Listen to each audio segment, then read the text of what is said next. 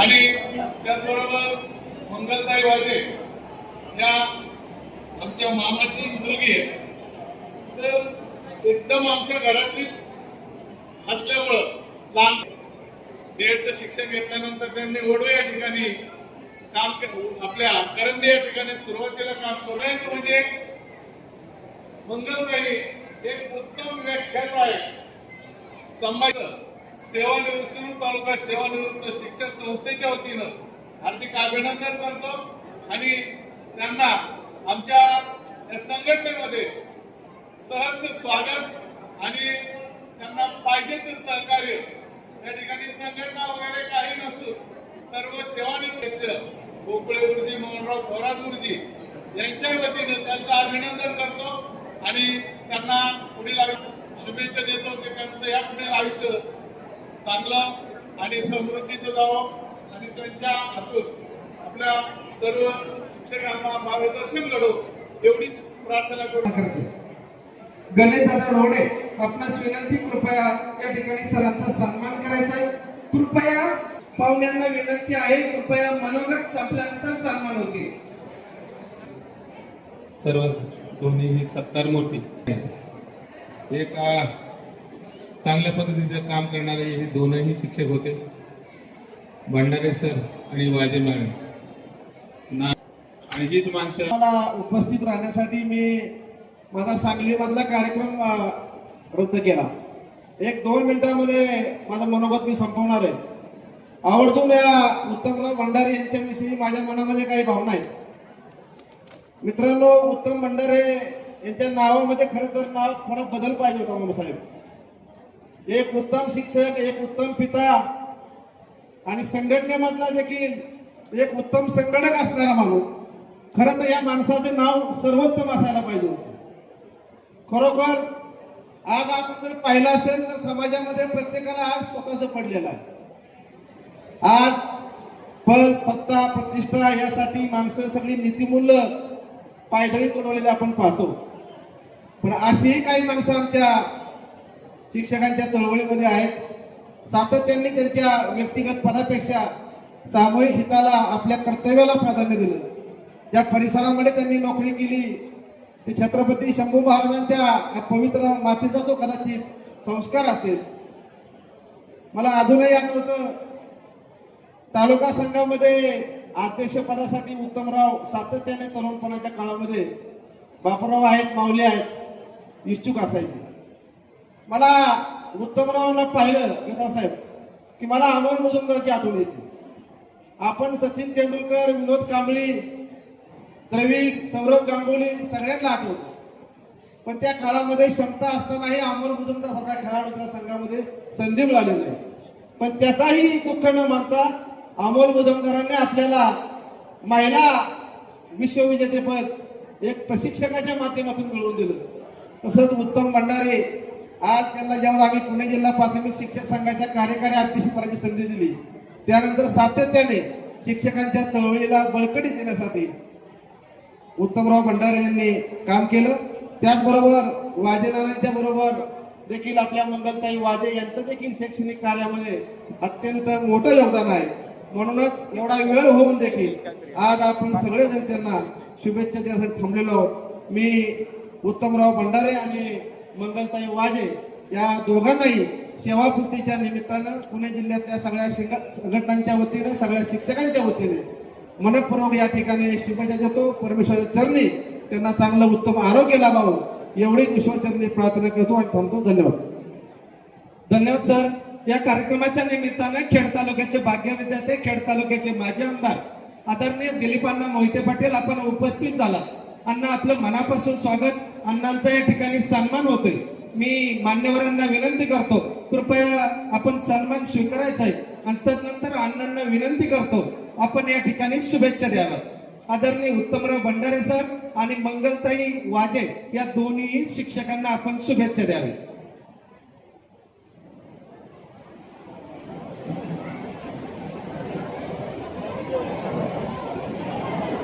माननीय श्री उत्तमराव लक्ष्मण भंडारे, उपशिक्षक जिल्हा परिषद शाळा वडूबुद्रुक, कार्यकारी अध्यक्ष पुणे जिल्हा प्राथमिक शिक्षक संघ, तो सौभाग्यवती मंगलती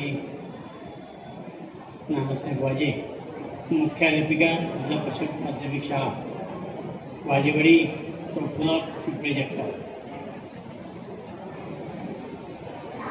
या उमेदवारांनी आपल्या शिक्षण खात्यातली सेवा पूर्ण केली आणि शासनाच्या नियमाप्रमाणे वयाची 58 वर्ष झाली की त्यांना रिटायर व्हावं लागतं, त्यांची सेवा समाप्त होते. म्हणून आज आपण सेवापूर्ती समारंभ या ठिकाणी आयोजित केली. या कार्यक्रमाच्या निमित्तानं व्यासपीठावर उपस्थित झाले माजी सभापती आदरणीय उमापसाहेब, त्यांची व्यासपीठावर पूर्व गोष्ट मला माहीत नाही, आदरणीय मेहता साहेब असतील, व्यासपीठावरची सगळीच मान्यवर मंडळी आणि त्यांचा सत्कार करतो ते सत्कारमूर्ती भंडारे आणि वाजेदेव, त्यांना आपण सर्वांच्या वतीने मनापासून शुभेच्छा देतो. आपल्या सगळ्यांनाच कल्पना आहे, आपण सगळेजण शाळेमध्ये होतो. आम्ही लहानपणी शाळेमध्ये असायचं तेव्हा शाळा चावडीमध्ये बघायची, गावची चावडी असेल. शनिवारची दुपारची सुट्टी झाली की शाळा सारून घेऊन मग घरी जावं लागायचं. सोमवारी सकाळी आले की पहिले हातामध्ये झाडू भेटलं, शाळा झाडून काढायची आणि मग स्वतःच वाजलेलं बसकन घेऊन बसायचं. त्यावेळेला बोरू असायचा, पेन्सिल असायची, पेन्सिलचं अक्षर नीट यावं म्हणून तिला व्यवस्थित घासायचं, बोरू व्यवस्थित करायचा आणि शाईची दबत असायची, त्या दबकीमधनं शाई घेऊन अक्षर लिहायचं.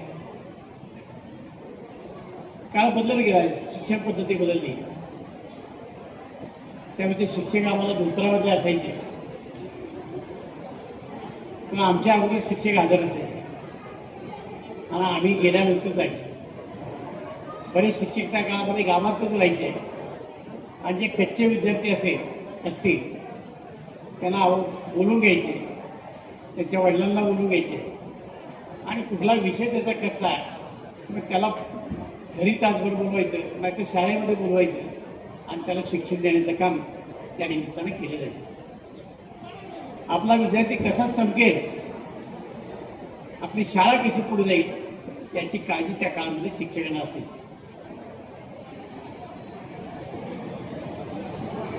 त्या काळामध्ये अतिशय तुटपुंडा पगार, शेकड्यामध्ये पगार, आता मला वाटतं लाखात आहे. एवढा मोठा फरक गेल्या 40-50 वर्षाच्या कालखंडामध्ये पडला. काही शिक्षक बाहेर सायकलवर यायचे, ते पंक्चरचं साहित्य तो पंप गाडीला असायचा आणि मग यायचे, घाट आला की उतरायचे. आनंदीवरून आम्हाला विठ्ठल मास्तर बंधवे यायचे, त्यांचं तो काम असायचं की घाट आला की उतरायचं, सकाळी लवकर यायचं, संध्याकाळी जायचं. विवळ सर म्हणून चाकणला मेदन करवडीचे होते, मेदन करवडीवरूनच यायचे. निकम सर म्हणून चिंचोशीवरनं यायचे, कधी पायी कधी सायकलवर, पण वेळ कधी चुकली नाही. आता काळ बदललाय, आता मी बाहेर आलो तर गाडी पार्किंग करायला जागा नाही. आज बघितलं सगळे मला वाटतं मोठाले पुढारी असतील, पण पुढारी मला कोणी दिसत नाही हो सभापतीशिवाय. बाकी जवळजवळ सगळे शिक्षकच आहे. मग आता शिक्षकांना गाडी घेता येईल एवढी कॅपॅसिटी त्यांच्या पगारामध्ये झाली आहे. त्या कालखंडामध्ये आमच्याबद्दल शिक्षकांना खूप आदर असायचा. एखादा गरीब विद्यार्थी असेल तर त्याला सगळ्या प्रकारची मदत करण्याचं काम शिक्षक करायचे. त्यावरती इतके आमचे समाज झालेले असायचे. अलीकडच्या काळामध्ये शाळेला 10 मिनिटं कमी असताना शिक्षक येतात आणि शाळा बंद आली 10व्या मिनिटाला शाळेमध्ये कुणीच नसतं, मुलं नसतात, शिक्षक नसतात, कुणीच नसतं. मी जेव्हा हायस्कूलला होतो तेव्हा BAR एरी नावाचे हेडमास्टर होते. उद्या काय शिकवायचं आहे ते संध्याकाळी शिक्षकाची मिटिंग घेऊन करायचे आणि त्याच्यावर नोट्स काढायला सांगायचे. सकाळी आले की सगळ्या नोट्स चेक करायचे. आणि BR सरांनी कधी आपण पुस्तक घेतलंच नाही, इतकं तोंडपाठ असायचं. तेवढा वेळ शिक्षकांकडे होता आणि शिक्षक आठवीचे शिकवायचे म्हणून आमच्यासारखे विद्यार्थी घडले. आता त्यातला मी सगळ्यात कच्चा विद्यार्थी म्हणून मी राजकारणात आलो. माझ्याकडे जे हुशार होते ते सगळे नोकरीला लागले. तर ते नेहमी माझ्या वडिलांना सांगायचे ते पोरगं आहे ना, याला जर चांगलं तुम्ही हे केलं नाही, चांगलं शिकेल. आता असं आहे काय ठराविक वेळ आहे, याच्यापर्यंत आई वडील ते करतात. त्यामुळे वडिलांनी त्या काळामध्ये जेवढं लक्ष या बाबतीत लक्ष द्यायला पाहिजे होतं, जेवढं अलीकडच्या पालक देतात तेवढं दिलं नाही. कारण वडील पाटलाचं पोर म्हणलं तर पाटील कशाला लक्ष दिलं पोराकडे. कारण आमची परिस्थिती त्या काळामध्ये तशी होती. आता काळ बदलला आहे. आता शिक्षणाकडे बघण्याचा दृष्टिकोन लोकांचा कमर्शियल झाला. लहानपणापासून आई वडील ठरवतात की आपल्या मुलाला पुढे पाठवायचं, त्याला इंजिनियर करायचं, त्याला डॉक्टर करायचं. मग त्याला त्या पद्धतीने शिक्षण द्यायला सुरुवात केली जाते. आणि मग कुठल्या शाळेमध्ये विद्यार्थी घालायचा, कुठं त्याचं करिअर घडेल, हे सगळं आई वडील पाहतात. म्हणजे त्याच्या भवितव्याचा जसा विचार करतात तसं कमर्शियल विचार सुद्धा आई वडील करतात. की मुलगा इंजिनियर झाला तर भविष्यामध्ये आपल्याला का फायदा, मुलगा डॉक्टर झाला तर आपल्याला का फायदा होईल. तेव्हा आई वडील असं काही विचार करत नव्हते. आता तो विचार करायला लागला. आणि मग आता शाळा ज्या आहेत त्यांच्यामध्ये कॉम्पिटिशन सुरू झालं. कारण मी एक संस्थेचा संस्थाचालक आहे. मला माझ्या शाळेत चालत असताना जे शिक्षक आहेत त्यांच्यातलं टॅलेंट बघावं लागतं. तर माझ्या शाळेचे विद्यार्थी जास्त पास झाले नाही तर माझ्या शाळेमध्ये कुणी येणार नाही आणि मला संस्था चालवणं शक्य नाही. त्यामुळं टॅलेंट पाहून आता नोकरी दिली आहे. तुम्ही भाग्यवान आहात, सगळ्या जिल्हा परिषदेमध्ये नोकऱ्या मिळाल्या. जिल्हा परिषद राज्य सरकार एवढं पाहत नाही. परंतु अलीकडच्या काळामध्ये वारेगुरुजीसारखा एखादा शिक्षक जन्माला येतो, तो शाळेचं सगळं स्वरूप बदलून टाकतो. आमच्याकडची शाळा जगात 1 नंबरला आली. एक सजन सरची आमची शाळा जगात 1 नंबरला आली. ते वेगवेगळ्या पद्धतीचे सगळे वारेगुरुजी घेतात. तर एखाद्या शिक्षकामुळे शाळेचं नाव होतं. किंवा आमच्याकडे सतारगा वस्ती म्हणून आहे, खेडबंद लोक त्या ठिकाणी मुलांना गाडण्याकरता आमच्या वस्तीला लावतात. किंवा आळंदीतले विद्यार्थी मरकळ शाळेत जातात. मी आता शिक्षकांना टॅलेंट दाखवल्याशिवाय त्या शाळेमध्ये मुलं येत नाही, अन्यथा शाळा बंद पडतात. ही परिस्थिती इंग्रजी माध्यमाची, ही परिस्थिती मराठी शाळेची. तेव्हा आता शिक्षकांना सुद्धा कळायला लागलं की आपण आपल्या शाळेमध्ये योग्य शिक्षण दिलं नाही तर उद्या आपली शाळा बंद पडेल आणि आपल्याला कुठेतरी लांब जावं लागेल. त्यामुळे आता शिक्षणाच्या बाबतीमध्ये पालकांचा दृष्टिकोन बदलला, शिक्षकांचा बदलला आणि शासनाचा सुद्धा बदलला. पण महाराष्ट्र शासन म्हणजे समुद्र आहे. त्या समुद्रामध्ये इकडे तिकडे काही होत असेल, परंतु खाजगी शाळा ज्या चालतात त्यांना मात्र आता टॅलेंट बघून, गुणवत्ता बघूनच शिक्षण पुढे जावं लागतं. आणि म्हणून पूर्वीच्या काळामध्ये शिक्षक होणं सोपं होतं. 7वी झालेली, 11वी झालेली, D.Ed झालेली लोक शिकायची पाहिजे. आता शिक्षण क्षेत्रामध्ये सुद्धा इतकी चुरस आहे की आता तुमच्यामध्ये काहीतरी गुणवत्ता असल्याशिवाय तुम्हाला नोकरी लागणार नाही. जसे की भाग्यवान म्हणजे तुमच्या काळामध्ये तुम्हाला नोकऱ्या लागल्या, तुम्ही रिटायर सुद्धा झाला, चांगली पेन्शन मिळेल की नाही मला वाटत नाही. नवी पेन्शन, त्यामुळे तुमचं भाग्य आहे. तुम्ही ते आता हे सगळं पार करून घ्या. नवीन शिक्षकाच्या बाबतीमध्ये खूप स्पर्धा आहे. जशी स्पर्धा आहे तशी एक गोष्ट मला जाणवते. मला मध्यंतरी एका क्लासमध्ये एक शिक्षक भेटले. ते गाडी आणि ड्रायव्हर होते. मी त्याला विचारलं काय करता, काही नाही. मी दिवसातनं 4 तास घेतो. मग माझं पुण्यात एक नाशिक फाट्याला एक राजगुरुनगरला आणि एक विठ्ठलवाडीच्या परिसरामध्ये. म्हटलं मग त्याच्याचा फायदा काय? ते म्हटले एका क्लासकडनं मी 1.25 लाख रुपये घेतो, मला 5 लाख रुपये महिन्याला मिळतात. मला असं काय टॅलेंट आहे? ते म्हटले तुम्ही एकदा माझ्या क्लासमध्ये येऊन बघा. मी ज्यावेळेला लेक्चर देतो त्याचे आईवडील येऊन बसतात आणि बघतात की या क्लासला माझा मुलगा गेला तर नक्की पास होईल. त्यामुळं आता क्लासेसमध्ये जे शिक्षक आहेत त्यांना सुद्धा एवढा इन्कम आहे, त्यांच्या बुद्धिमत्तेच्या जोरावर त्यांना ते पैसे मिळतात. त्यामुळं आता शिक्षणामधला जो बदल आहे तो आपण सगळेजण पाहतोय. आता लातूरला आपण पाहतोय की क्लासेस कशा पद्धतीने वाढले, बारामतीला त्या पद्धतीने मी काल गेलो तो पाहिले की लोक मुलांच्या शिक्षणाकरता तिथे येऊन राहतात.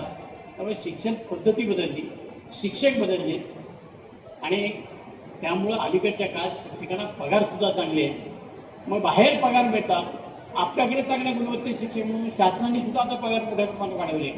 अलीकडचे शिक्षण भाग्यवान आहे. आता अडचणी तर प्रत्येकाला दोष काढायच्या म्हणजे तर प्रत्येक गोष्टीमध्ये निघतो.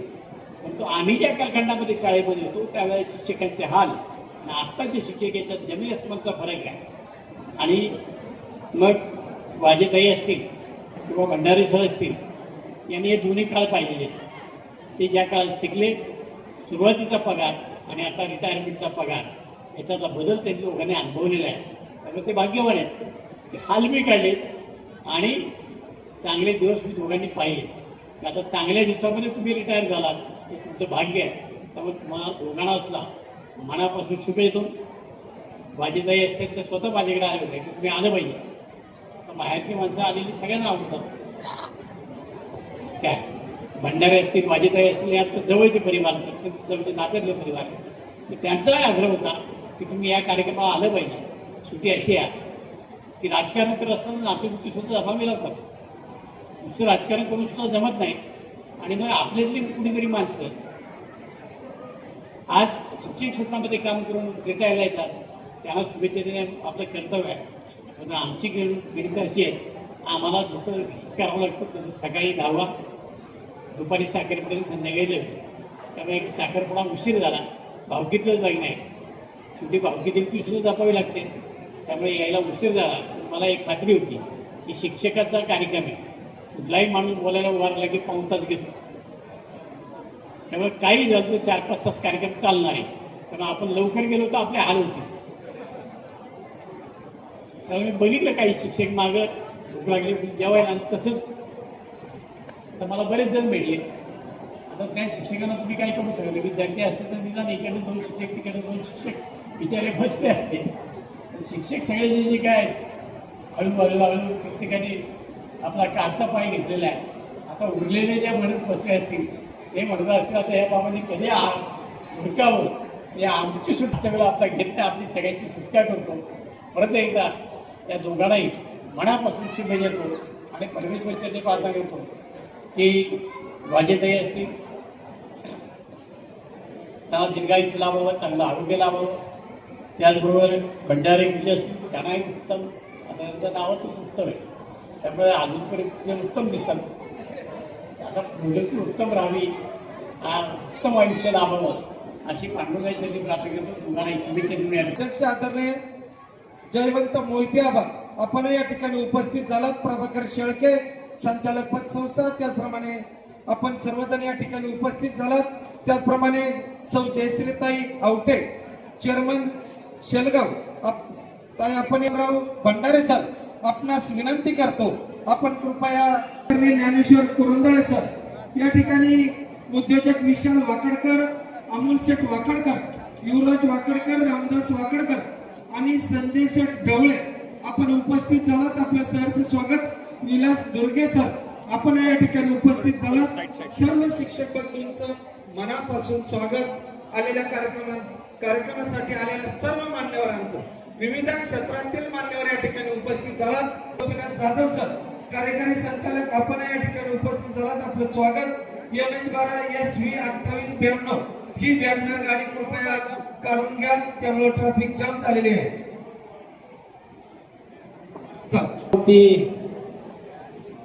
सत्कार समारंभाच्या निमित्तानं मी आणि आमच्या भगिनी सौ मंगलताई वाजी मॅडम आमच्या दोघांच्या या सन्मान सोहळ्यासाठी उपस्थित असलेले वडगाव शहरी विधानसभा मतदारसंघाचे विद्यमान आमदार आदरणीय बापूसाहेबजी पठारे साहेब, त्याचप्रमाणे माजी आमदार आदरणीय काकासाहेब पालांडे, दुसरे माजी आमदार अत्यंत चांगलं भाषण ज्यांनी आता केलं ते आदरणीय दिलीपराव अण्णा मोहिते पाटील, त्याचप्रमाणे माऊलीबा कटके यांचे वडील पंढरीनाथ नाना कटके, हे सगळे आमदार आणि जिल्हा पातळी असेल, तालुका पातळी असेल, या सगळ्यांच्या बरोबरीनं आमच्या सगळ्यांवर सगळ्या संघटनेच्या माध्यमातून अत्यंत नितांत प्रेम करणारे आमच्या राज्य संघटनेचे अध्यक्ष, महाराष्ट्र राज्य प्राथमिक शिक्षक संघ सन्माननीय बुलंद आवाज बाळासाहेबजी मारणे, दुसरे माझे मित्र, दुसरे पदवीधर संघटनेचे राज्याचे अध्यक्ष अनिलराव पलांडे, सगळ्या संघटनांचे सगळे प्रतिनिधी या ठिकाणी उपस्थित आहेत आणि या दोघांचेच नाव या ठिकाणी घेतो. उपस्थित सर्व मान्यवर, व्यासपीठावरील मान्यवर, खाली बसलेले मान्यवर, सगळ्या संघटनांचे प्रतिनिधी, सगळे शिक्षक बंधू भगिनी, सगळे ग्रामस्थ, त्यामध्ये परिसरातील सगळ्या गावातील लोकप्रतिनिधी असतील, खूप मोठ्या संख्येनं या ठिकाणी आपण सगळे उपस्थित झालात आणि दोघांवर या ठिकाणी शुभेच्छांचा वर्षाव केला.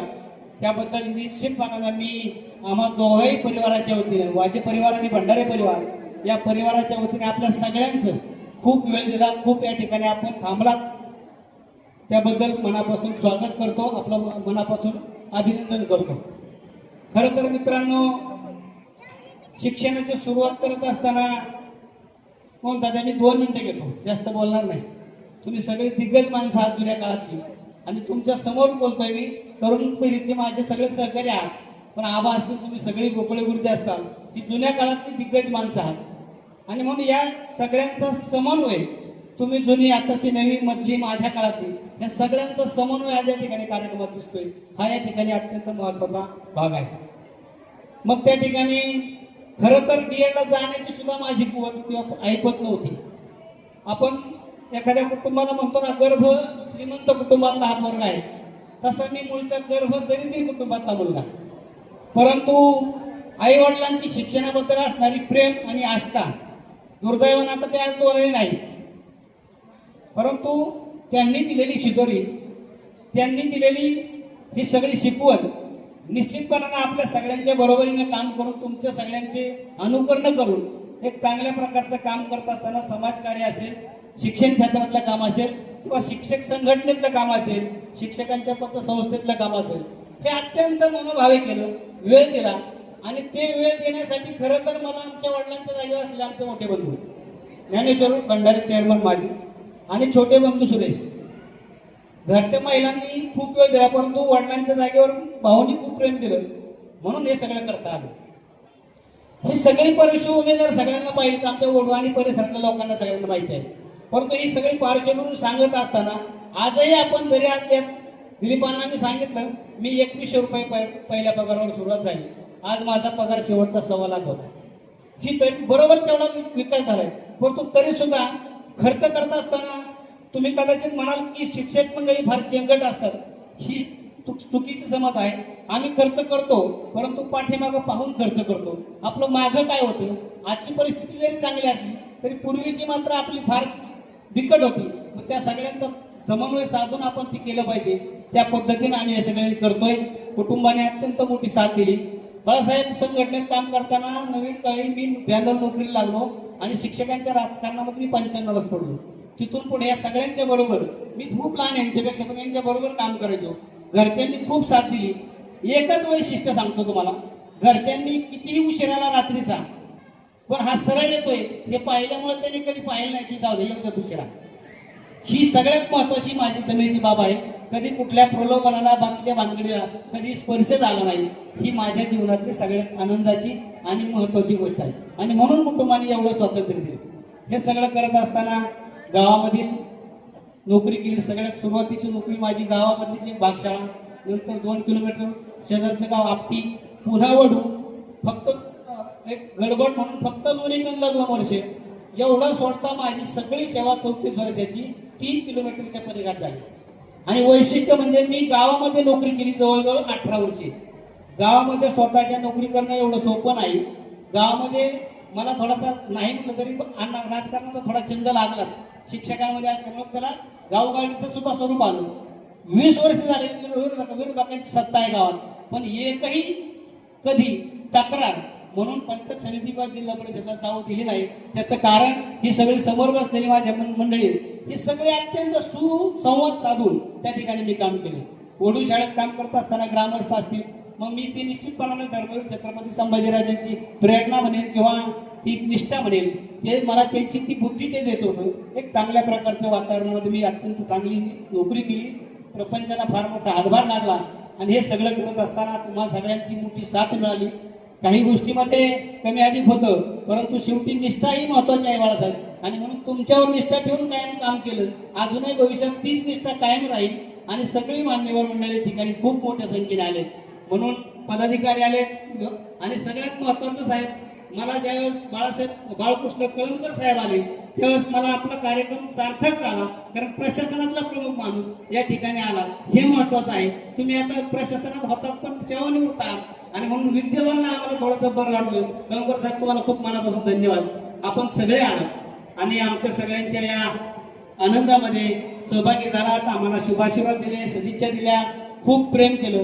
खरं तर या ठिकाणी खूप लोकांना बोलायचं होतं, परंतु आता संयोजक मंडळींना मी आज काहीच सांगू शकत नव्हतो, कारण इतर वेळी बऱ्याच वेळा मी संयोजन करतो त्यावेळेस कधी कधी दरडावून एखाद्याला थांबवता येतं, एखाद्याला बोलता येतं. आज आम्ही कोणती भूमिका घेतली नाही. सातपुते गुरुजींनी मला सांगितलं होतं आज अजिबात एक शब्द बोलायला नाही, गप जागेवर बसून टाकायचं. मग आम्ही सगळं काय करायचं ते करतो, आणि म्हणून आम्ही ती पाळलं. त्यामुळं अनिलराव, आपण सगळे मित्रपरिवार एक गुन्ह्या गोविंदाने एकत्र राहिलो.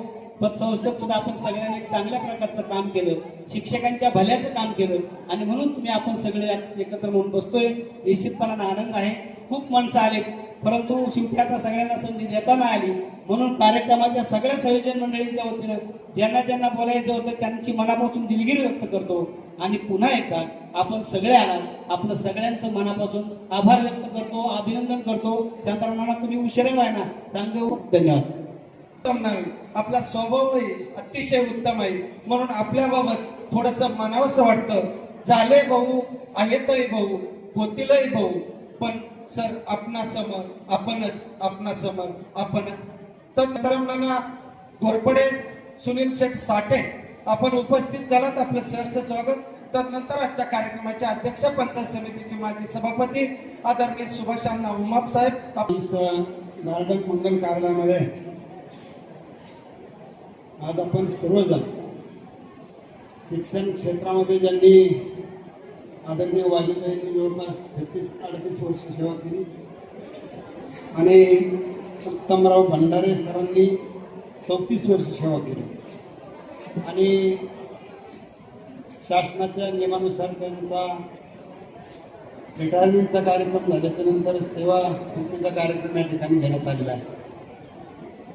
3 आमदार बोललेले आहेत. आभार. वेगवेगळ्या पद्धतीने त्यांनी त्यांची मतं मांडली. काकांनी थोडीशी शिस्तीच्या बद्दल नाराजी व्यक्त केली. मोहिते पाटलांनी जुन्या काळातली शिक्षण पद्धती आणि नव्याने झालेला बदल याच्यावर जरा प्रकाश. सगळे तालुक्यातले शिक्षक संघावर राखून फक्त 2 मिनिटं बोलणार आहे. शेवटी मला अध्यक्ष का केले हे आत्ता कळलं, आणि आधी पण कळलं होतं, कारण भंडारे सरांनी आधी सांगितलं की तुम्हाला अध्यक्ष व्हायचे. ते पत्रिकेत म्हणलं आमदार एवढी नाव आहेत, मी कसा अध्यक्ष काय म्हणले, हे सगळे घायले येऊन जातील. एकमेव असा माणूस हे वेळ असते की तो 2 तास थांबायला, आणि म्हणून पाटीलराव मला अध्यक्ष केलं. हरकत नाही. माझी अशी अडचण झाली. आज आमच्या बंधूंचा सत्तर होता महाराज, त्यांना वकील परिषदेवर निवडून आल्यामुळं ग्रामस्थांनी सत्कार ठेवला. तो 12 वाजेपर्यंत कार्यक्रम झाला. इथं मला फोन येत होता आमच्या भाषांचा, म्हणजे सातपुते गुरुजींचा की लवकर या. त्याच्यामुळे मला त्या काळात जेवताच आलं नाही, आणि आल्याच्या नंतर कार्यकर्त्यांची संख्या हळूहळू वाढत गेली, त्याच्यामुळे वेळ गेला. तर तुमच्याबद्दल सगळ्यांनी चांगले गौरवोद्गार काढलेले. मारणे साहेब, तुम्हालाही म्हणावं तिथं बोलता आलं नाही, हरकत नाही. मी एकच सांगतो की शिक्षण क्षेत्रामध्ये काम करणारी ही अत्यंत चांगली जोडी. माझ्या संदर्भात तुम्ही सांगितलं, आणि भंडारे साहेबांच्या संदर्भात सगळ्यांनी उत्तम शिक्षक असं सांगितलं. मी तुम्हाला कर्तबगार लोक शिक्षक. तुम्ही यांच्या मुलांची भाषणं ऐकली. वाजताईंची मुलगी इन्स्पेक्टर आहे, दुसरी मुलगी इंजिनियर आहे, आणि मुलगा पण इंजिनियर आहे. आणि भंडारे साहेबांची मुलगी डॉक्टर आहे, एक मुलगी इंजिनियर आहे, आणि एक वकील आहे. म्हणजे शाळेमध्ये अध्यापनाचं काम करताना इतरांची मुलं तर त्यांनी घडवली, बऱ्याच वेळा स्वतःच्या मुलांकडे दुर्लक्ष होतं. ते तुम्ही होऊ दिलं नाही आणि लोकशिक कर्तबगार लोकशिक्षिका. आता तुम्ही सांगितलं की वडूमध्ये सेवा केली त्यामुळे मला थोडा राजकारणाचा छंद लागला. आता मी जाताना एवढंच सांगतो, भविष्यामध्ये चांगलं काम करा, आदर्श आणखी क्लासेस सुरू करा. मोठेगावकरांसारखं तुम्ही होणार नाही तुमच्याकडून, पण एक करा की राजकारणाकडे पण मात्र येऊ नका, कारण हे काय आता चांगलं काम राहिलं नाही. एवढाच तुम्हाला सल्ला निमित्ताने मित्र म्हणून देतो. आणि तुमच्या भावी वाटचालीसाठी या उपस्थित सगळ्यांच्या वतीनं जे निघून गेले आणि जे पाठीमाग आहेत त्या सगळ्यांच्या वतीनं लाख लाख शुभेच्छा देतो. दिव्याला नरक मार्ग सापडतो तशीच ध्येयनिष्ठ माणसाला सर्व संकट वाटतात. प्रज्वलित झालेला अग्नी लपवता येत नाही. आत्मविश्वास हाच खरा यशाचा ठेवा आहे. पुन्हा एकदा तुम्हाला खूप खूप शुभेच्छा. धन्यवाद. व्यक्त करण्यासाठी आदरणीय सचिन भंडारे माजी ग्रामपंचायत सदस्य दोन्ही मान्यवरांचा या ठिकाणी सन्मान होईल. सन्मान झाल्यानंतर कोणीही जेवण केल्याशिवाय जायचं नाही असं भंडारे. आदरणीय रंगनाथाबा वाजेवाडी गावचे माजी चेअरमन, आपणास विनंती आपण आभार व्यक्त करावा. सर्वप्रथम त्याबद्दल वाजे परिवाराच्या वतीनं आणि भंडारे परिवाराच्या वतीनं सर्व उपस्थितांचं सहर्ष स्वागत करतो आणि या कार्यक्रमाला आपण उपस्थित झालात त्याबद्दल आभार मानतो. धन्यवाद. तदनंतर आदरणीय सचिन भाऊ भंडारे, आपणासही विनंती आहे आपणही आभार व्यक्त करायचे.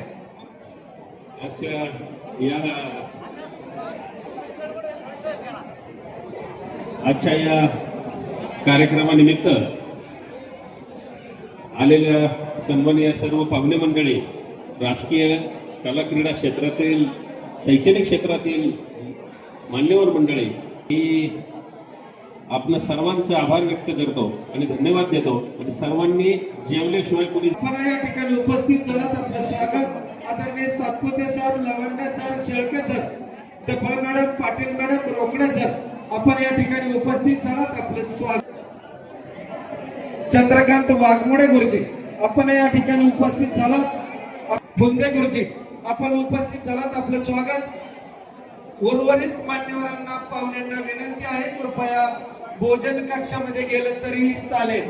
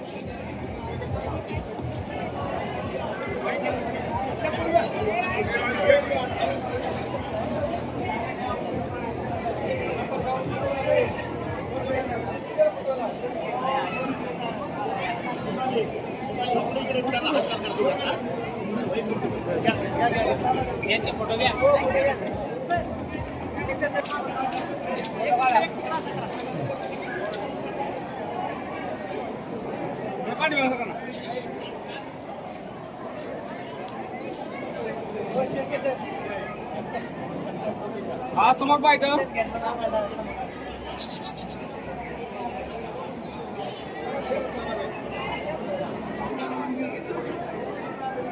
एक मिनिट.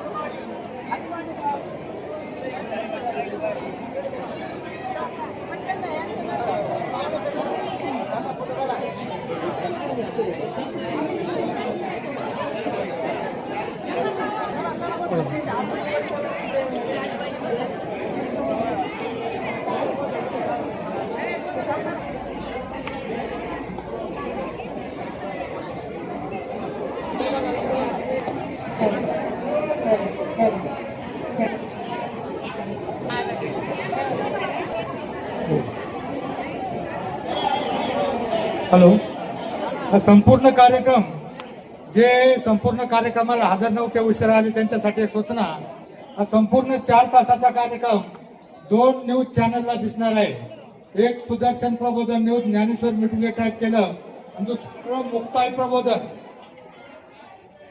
प्रबोधन न्यूज आणि सुदर्शन प्रबोधन 4 तासाचा कार्यक्रम 2 चॅनलवर संपूर्ण दिसणार आहे. जे संपूर्ण उशिरा आले त्यांच्यासाठी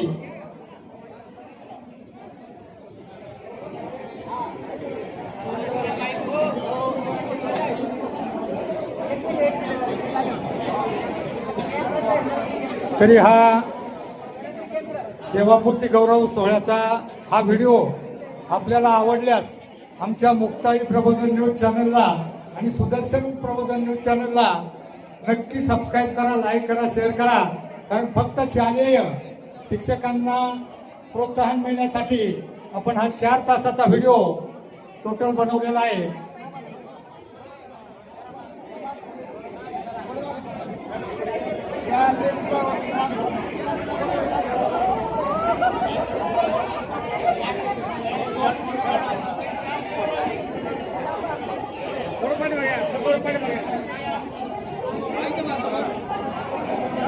आणि सर्व शिक्षक या ठिकाणी हजर असल्यामुळे कोणत्याही शाळेमध्ये 2 हरिपाठ पाठ करणाऱ्या विद्यार्थ्यांना आमच्या मुक्ताई प्रबोधन न्यूज तर्फे हरिपाठ मोफत देण्यात येतात.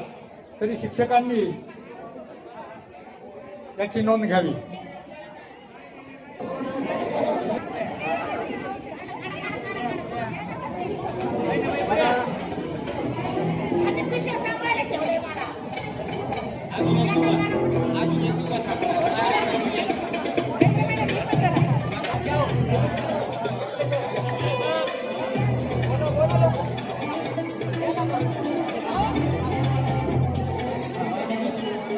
मंडळी, शिक्षण म्हणजे स्वतःवरून स्वर्ग गाठण्याचा मार्ग, आणि स्वर्गाचा मार्ग दाखवणारी ही सगळी शिक्षक मंडळी. त्यामुळं त्या कार्यक्रमासाठी उपस्थित असलेल्या सर्व मान्यवरांचं स्वागत.